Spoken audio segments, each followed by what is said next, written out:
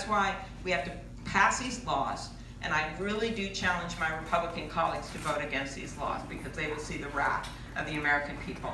But then we also have to do something about consolidation in America. Antitrust, I wasn't going to go into antitrust, but what better place to discuss it than in Iowa? The home, do you guys know what the first state was that passed a broad antitrust law? Iowa. That's right, because the farmers with their pitchforks, I'm imagining it, I don't know if they really had pitchforks, in barns, and the Granger movement, and what happened was there was this big movement against consolidation back during the Gilded Age and before that. Back then it was about oil, and it was about railroads, and it was about mining, and it was about other things where people said, no, we want to have some competition, so these antitrust laws. Well, now it's about other companies and other places that have monopolies. And I have two bills. One is to make it easier for our people who do this work to be as sophisticated as these mega mergers that we're seeing. And then the second one is to change the standards. And this is also about tech companies, to make it easier for us to review these mergers and to look at the power of big. I was in a cafe in Albert Lea, not too far from the border of Iowa a few years ago, and this woman said to me, oh, I saw you on TV. And I said, oh, is it about Russia? Because I was doing all this work in that area. She said, no, it was about big. It was about how things are too big. And I agreed with that. And I think when you look at some of the things that's happening with our small farms and what's happening with inputs, a lot of it has to do that our antitrust laws are completely dormant. The court has gotten so conservative that they won't do anything about it. And so now it is time, as we've done over history, to pass some laws to upgrade it. So that is a long answer to a question, but it's pharmaceutical laws as well as looking at antitrust. Senator, now the president can just pass a national emergency, what would be your first national emergency? Very, very good. Well, my first national emergency would be to make sure we are not in a shutdown again, all right? That's number one. But I would say, when I look at what I would do the first day, it's to put us back into that climate change agreement, right? He has used that national emergency, though, and I wouldn't use it for any of these things I just talked about, because when you look at the exact term of the national emergency, that has tended to be for things like hurricanes, for things like floods, for things like earthquakes, right? And that is how we have defined those emergencies in the past. Well, he just took this and talked about it being an emergency for a year, and then finally go, oh, it's an emergency. So there's a constitutional problem with what he did. There is also a problem because he wants to take the money from other actual uses that are important to our country's security. And you already see pushback from the states. There's a problem of eminent domain for those, and I see a lot of nodding heads of people that care about their land here in Iowa. How would you like it if that happens? He runs on this chant of a wall, and then he wants to seize your land for that wall. Well, that's what's going on right now. So there's going to be a lot that's going to be happening to push back on what he's saying. And I think the bigger question here is to look beyond his agenda, right? Because that's what he tries to do. He wants that other question you guys had. He wants to have us go down every rabbit hole with him, right? And spend our whole time talking about this wall as opposed to some smart security at the border, which is a combination of fence and barriers and ports of entry and personnel. And we had all that in that comprehensive immigration bill that Congressman Delaney that was talking about that I worked so hard on that ended up in Paul Ryan's freezer next to the frozen peas and never went anywhere. But if we really want to talk about immigration reform, we've got to shift this to talk about the economics of this and how we have 12 million people who are in the shadows that are actually bringing wages down because they're not out of the shadows, and that's why the AFL-CIO supported comprehensive immigration reform along with the business community. That's why the migrant workers supported it along with the Farmers Union and the Farm Bureau. So it makes economic sense for our country to get this done, and we need to stop talking about what he wants to talk about and start talking about what's better for our country so we move ahead. Okay. I have to end with the gopher sweater and then the perfect Minnesota Nordic sweater right there. All right? There's another minority group in the United States. It is the indigenous people. The Native Americans, people that were here before we Exactly. got here. Within their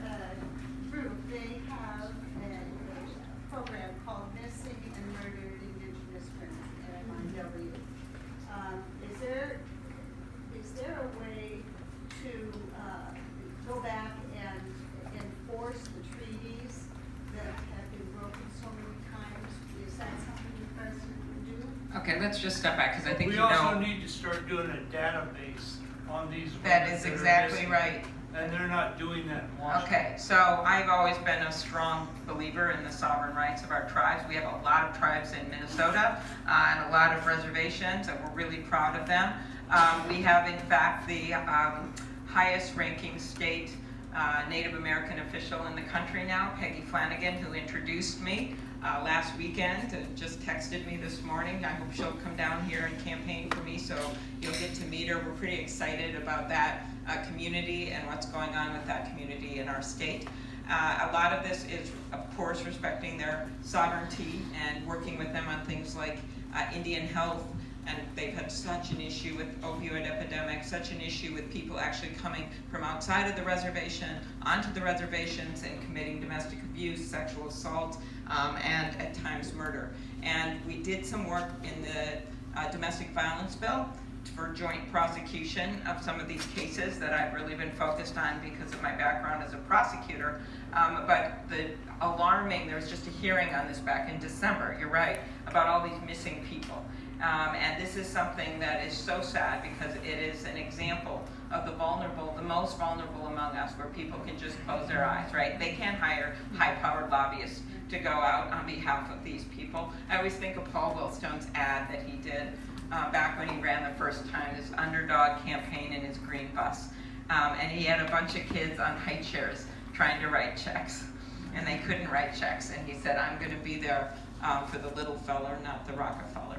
And that is really, in a bigger way, what the missing women are all about, because there's no one there advocating for them. So there's a bill that I'm supportive of that would do more for tracking this and moving ahead. It's something that Senator Heitkamp had been really taking on, and all of us, sadly, she lost her election, are going to stand in her shoes and get this done. All right? Richard? Okay. Richard, and then we'll go back onto the snowy highway. Well, you have an impressive record of work getting things accomplished, legislation passed, things that we support, things that get bipartisan support. But I also look at a part of our party that has a tremendous amount of energy on things that don't have quite that level of support. Eliminating insurance companies, for example, because we can get health care for all without insurance companies in the way. Higher taxes on the wealthy, or even tax on wealth itself. How can you keep your enthusiasm towards accomplishment, which we have to have carried forward, but also tap into that energy that goes beyond what might be practical to get accomplished in your first term? Well, that's a really good question, and I don't view this as one side versus the other. Why? Because just like all of you, I was just through 2018, right? And I saw that we had candidates with different ideas that, in my mind, maybe a few exceptions in some of those national races, that had real discussions about the right way to go. And we need to do that because there are some things we need to do that are really big, right? We have to do some big things. I'm not going to go through them that I outlined because we've just been dormant, right? We've stabilized the economy. Great. That's good. Our economy is much stronger than it was because of our workers and our businesses, our unions, because of some of the policies that were put in place in the last administration. And so that's good, but that's not enough. We have to seize this opportunity. So what I saw in 2018 was there were some disagreements here and there in primaries. We all saw it. Okay, that's good. That's healthy. That's democracy. That's what you're going to see in the 2020 primary right here in Iowa. In the first caucus state. I was asked, by the way, why I went to Wisconsin first, and I said, I was really heading down to Iowa, but I just took a turn, right? So that's what you're gonna see is this competition. But in the end, the lesson from 2018 is that we unified behind candidates, right? Look at what happened here with Cindy and Abby winning those races, right? Unified behind candidates, even though there were other people running. That's what we saw in Minnesota, where we took back 2 Republican House seats in the suburbs. That's what happened when we took back the state House. By the way, Minnesota is the only state in the country right now where we have 1 House is blue and 1 House is red in our state legislature. So I saw that unity throughout my state, and that's how Tim Walz won for governor. We won in Kansas, right? We won in Kansas. By the way, if you think we can't win in Iowa, we won in Kansas, okay? Well, we won in Wisconsin. We won that Illinois race, and that is all about unity. So yes, let's have a discussion of ideas. Our party is not afraid to talk about ideas. That's what's so cool about us. And we're gonna have that discussion. But then we must move forward in a unified way. And we must, you talked about energy, and I will end with that. So I mentioned Paul a few times because he was Tom Harkin's best friend.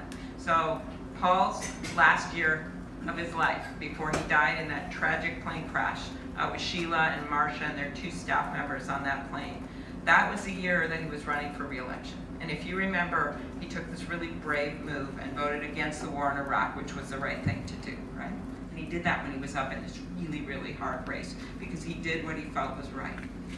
The other thing that happened that year was that he told our state that he had MS. And he had always had this incredible energy, running back and forth in every single parade, in every single town, in those green shirts. Well, that year he couldn't run anymore. And I was campaigning with him because I was running for re-election for county attorney, and I had no opponent. That sounds nice. And so I spent my time helping Paul, and I was able to watch the 2 of them stand on the back of that green bus, Sheila and Paul, and they would just wave, because they couldn't run anymore back and forth. He couldn't run. But what was so amazing about it is that there were hundreds of people in those green shirts running around that bus. And they created so much energy that you couldn't even tell Paul wasn't running himself. That's what you did, Iowa, in this past election when you got those 2 great women into Congress, right? That's what we've done in our state, what we saw all over the country, where people got energized, even though they might not have agreed with every single point, or dot every I, or cross every T. They were running for those candidates, and that's what I hope you'll do for me. Thank you.